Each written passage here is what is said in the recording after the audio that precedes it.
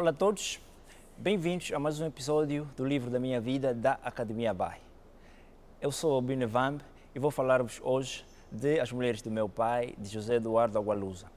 Um romance sobre mulheres, música, magia, o renascimento de África e os seus problemas, mas o talento abençoado da música, o rigor das mulheres e o poder secreto de deuses muito antigos. Então, José Eduardo Agualusa nasceu na cidade de Huambo, em Angola, a 10 de dezembro de 1960. É autor de romances, contos, crônicas e literatura infantil. Recebeu vários prêmios nacionais e estrangeiros, como o Prémio Revelação Sonangol, atribuído a uma das suas obras, o Grande Prémio de Literatura RTP. Recebeu também o Prémio Independent Foreign Fiction Prize, Prémio Independente Ficção Estrangeira. As Mulheres do Meu Pai é um romance que conta-nos a história de Faustino Manso, um cantor, um músico e compositor que, ao morrer, deixou 7 viúvas e 18 filhos. A mais nova, Laurentina, decidiu então reconstruir a vida do músico. Decidiu fazer um documentário sobre a vida do músico. Laurentina não sabia que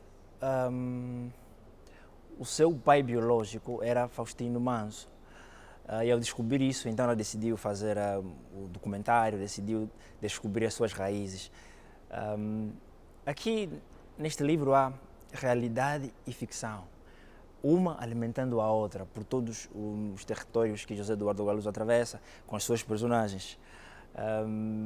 Situamos na África Austral, anos depois e anos antes da independência, em Angola, Namíbia, África do Sul e Moçambique. Neste livro encontramos várias características da vida dos angolanos, se não africanos, como o facto de os homens terem várias mulheres e tantos outros, como a magia. Um facto curioso aqui, para mim, é que Laurentina, quando descobriu que seu pai era Faustino Manso, ela saiu de Lisboa e veio para Angola para fazer o documentário, para reconstruir a vida de Faustino Manso.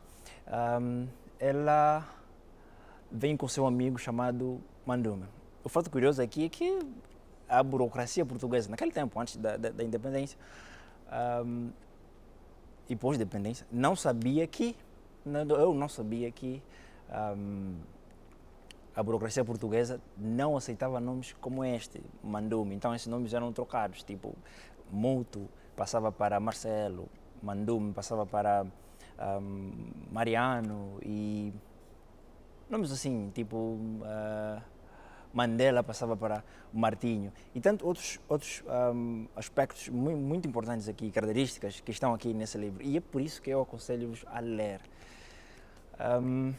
Laurentina vem para Angola e ali desencadeiam-se várias histórias de vários personagens aqui no livro. Ela conhece Merengue, que é sua sobrinha, conhece Bartolomeu.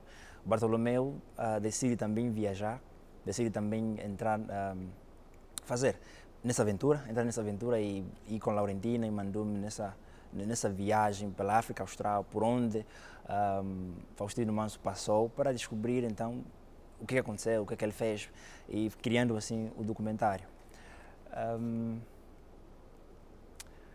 Saíram de Luanda até Benguela, de Benguela até Namibe, de Namibe voltaram a Lubango, Lubango Namibe, do Namibe cruzaram as areias da Namíbia, da Namíbia foram até alcançar Cape Town, de Cape Town Maputo, de Maputo a Quelimane e de Quelimane a ilha de Moçambique.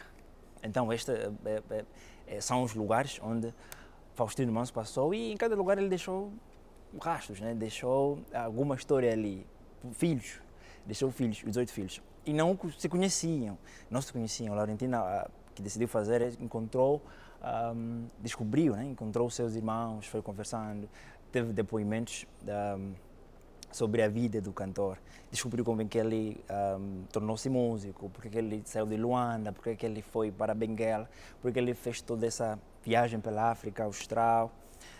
Descobriu factos muito interessantes. E não só, Mandum também, como eu disse, é um romance que também traz aqui magia e o poder secreto de deuses antigos. Mandum, uma das personagens que veio com Laurentina, descobriu uma moça em Luanda, e nesta história desenvolve-se muitas outras histórias. Descobriu uma moça, que essa moça aparentava ter 15, 18 anos, mas que na verdade, relacionada à magia, mas que na verdade ela tinha 30 e poucos anos. Ela nasceu no Ambo, só que quando ela nasceu, a mãe dela, segundo a história, a mãe dela pisou em minas, não aquelas minas que explodem, aquelas minas que matam pessoas assim, aquelas minas não. Uma mina tradicional. Então ela foi amaldiçoada e quando tinha os 12 anos, 10, já não crescia mais. Então as pessoas ficavam preocupadas e ela foi expulsa do Ambo, foi expulsa da comunidade onde ela vivia, e daí ela vagueou até chegar a Luanda. Então aqui tem realidade, tem ficção, tem magia. E Faustino Manso casou-se, viveu com uma curandeira na ilha de Moçambique, que também teve filhos com ela. Então, são aspectos muito importantes e muitos aspectos tratados neste romance até hoje ainda são vivenciados aqui, nos tempos atuais. Como disse, o facto de os homens terem muitas mulheres e outras características, por isso eu aconselho mesmo a ler. Mas spoiler alert, Faustino Manso, afinal de contas, era estéreo. Então, alguma coisa aconteceu ali, né? Porque ele deixou 18 mulheres. E o que aconteceu? Como é possível ele ser estéreo e ter 18 filhos? Como isso aconteceu? O que aconteceu? Faustino Manso tinha a fama de ser o homem das mulheres, e os homens causou muita separação de lares, e muitos homens o odiavam por causa disso. Mas afinal de contas parece que ele também foi enganado pelas mulheres. É um livro bastante interessante e eu aconselho-vos a ler. Obrigado, até a próxima rubrica.